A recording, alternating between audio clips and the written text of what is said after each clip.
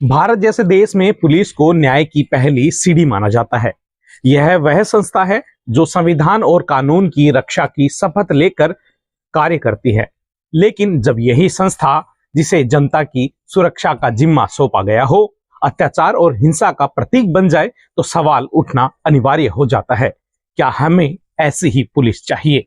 हाल ही में वरिष्ठ पत्रकार रवीश कुमार द्वारा जारी की गई रिपोर्ट और झुंझुनू के खेतड़ी थाने में 28 वर्षीय युवक पप्पू मीणा की हिरासत में हुई संदिग्ध मौत इस सवाल को और अधिक गंभीरता से सोचने पर मजबूर करती है।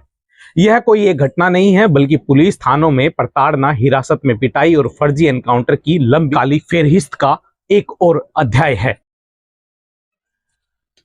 ताजा मामला खेतड़ी का है, जहां गुआर चोरी के आरोपी युवक की पुलिस हिरासत में तबीयत बिगड़ने के बाद मौत हो गई। खेतड़ी थानाधिकारी गोपाल लाल ने बताया कि रवि कुमार 28 फरवरी को खेतड़ी थाने में मामला दर्ज हुआ था। इसमें उसने बताया था कि करमाड़ी ढाणी में उसका मकान है, जहां 200 कट्टे ग्वार के रखे हुए थे। 110 क्विंटल ग्वार की कीमत करीब 6 लाख रुपए थी। 28 फरवरी को जब वह मकान पर गया तो ताला टूटा मिला और ग्वार के कट्टे गायब थे। इसके बाद आसपास लगे सीसीटीवी खंगाले तो पता चला कि चोरी की घटना 24 फरवरी की रात करीब 2 बजे की है। इसमें कुछ लोग गाड़ियों में ग्वार के कट्टे भरकर ले जाते हुए दिखाई दे रहे थे।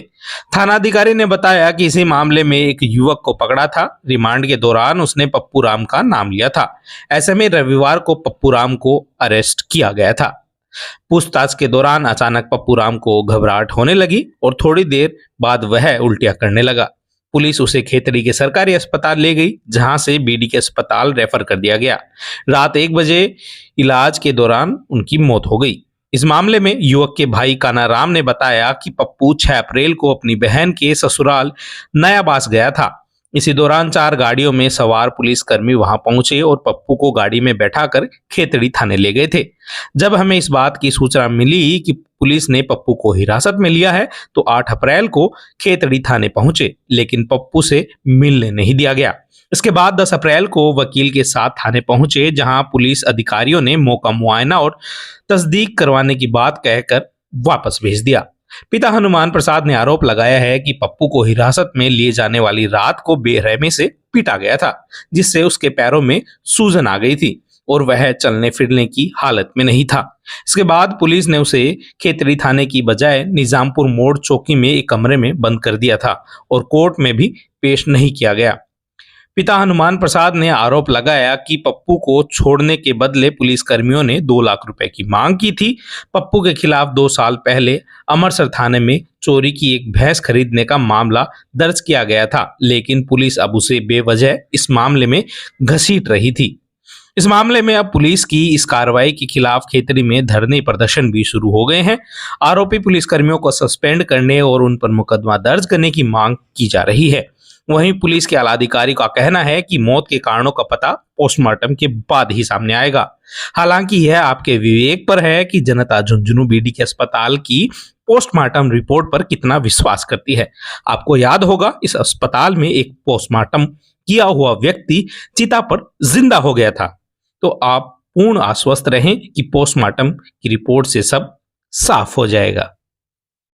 8 तारीख को सोमवार को सीआई साहब ने फोन करके बुलाया कि हम राजीनामा करवा रहे हैं। पहले तो बोले 1.5 लाख रुपए लेके आओ, फिर बाद में थोड़ी देर बाद कॉल जाता है कि 2 लाख रुपए लेके आओ, हम इसको ये केस को इधर ही रफे करके और छोड़ देंगे इसको मुजिमों को।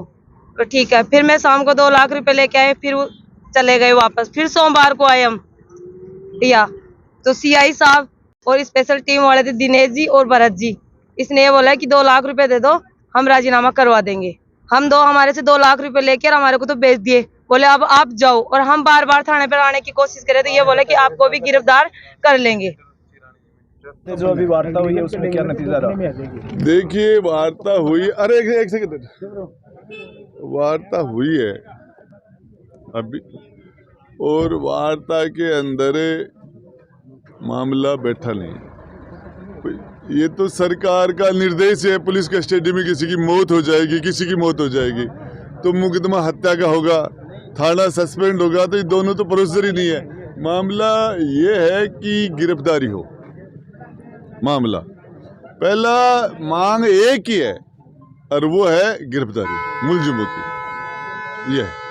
और उसके अलावा जो बातें हैं वो बाकी तो ये संघर्ष समिति है और है, लेकिन आपको मैं बता रहा हूँ ये मैटर मेरा प्रशासन को, शासन को, पुलिस को आपके माध्यम से कहना चाहता हूँ, इसको जल्द इसका पटाक्षेप कर दे।